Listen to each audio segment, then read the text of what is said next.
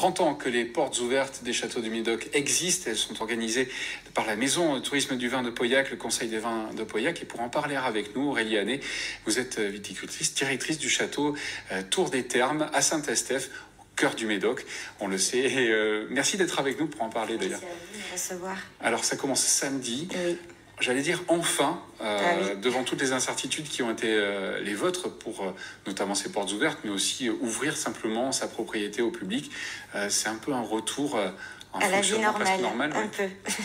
Non, on est très content de recevoir tous nos clients et puis recevoir aussi ceux qui veulent découvrir tous les châteaux du Médoc. Il y en a 80 ouverts ce week-end, dont 39 crus bourgeois. Une partie de grands crus classés également.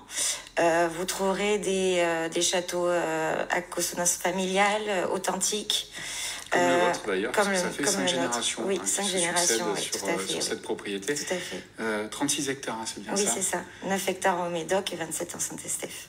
Bien implanté au cœur du vignoble, parmi les 80 propriétés qui vont donc ouvrir leurs portes pour accueillir le public. Alors, certains, les années précédentes, c'était toujours avec, bien évidemment, les portes ouvertes, donc on venait sans rendez-vous. Est-ce que cette année, il va falloir aussi peut-être s'inscrire et se présenter avant, anticiper cette visite? Il y a certains châteaux qui demandent, enfin les plus prestigieux j'imagine, demandent ce rendez-vous.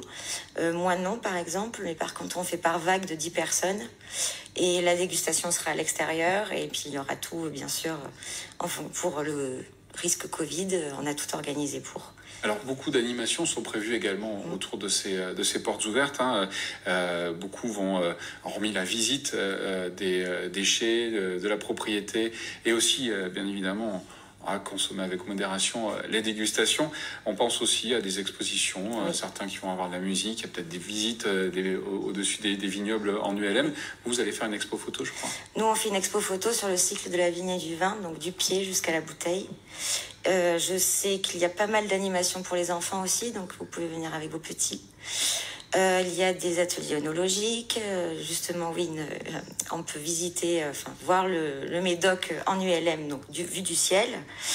Et après, à côté de ça, dégustation, visite, et on a aussi prévu pas mal de châteaux, des food trucks. Des endroits pour déjeuner, ça sera à l'extérieur, on espère qu'il fera beau.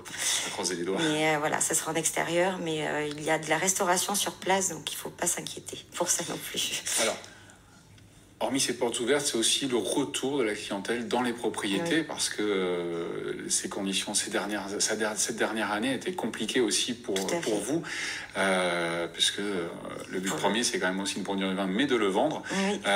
C'est un ouf de soulagement. Comment vous avez traversé cette période-là ? Mais pour le no-tourisme, ça a été un peu une catastrophe pour tous les châteaux de Bordeaux, et puis de France et de Navarre. Mais on a traversé cette catastrophe en essayant d'être au plus proche de nos clients, en créant des sites internet, je crois, de vente en ligne, en essayant d'envoyer des news par internet. Mais certains de nos clients sont un peu âgés, donc c'est vrai que c'est un peu compliqué. Mais tout le reste de l'année, nous pouvons les accueillir. Donc j'espère à partir de maintenant jusqu'à toujours dans nos châteaux, parce qu'on est ouvert. Beaucoup de châteaux sont ouverts toute l'année dans le Médoc. Il n'y a pas que ce week-end. C'est toute l'année aussi que les gens peuvent venir visiter et acheter dans les propriétés. Vous avez continué justement à faire de la vente en direct durant cette période, ou comment ça s'est passé les gens appelaient pour prendre rendez-vous et en général, oui, on les faisait visiter, pas déguster, mais on faisait un petit peu de vente en direct, oui.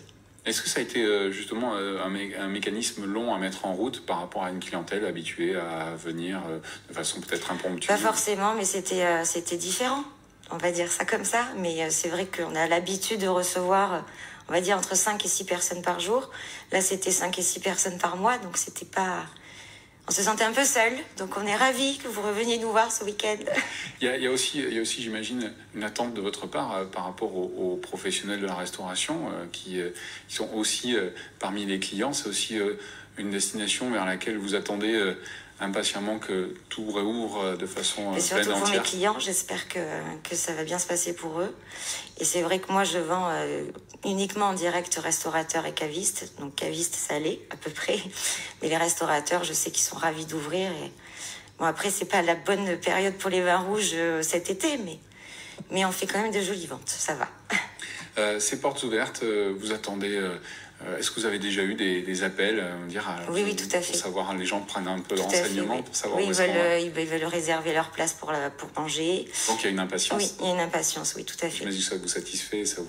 Mais c'est vrai que les autres années, on recevait entre 300 et 500 personnes par jour pendant les portes ouvertes.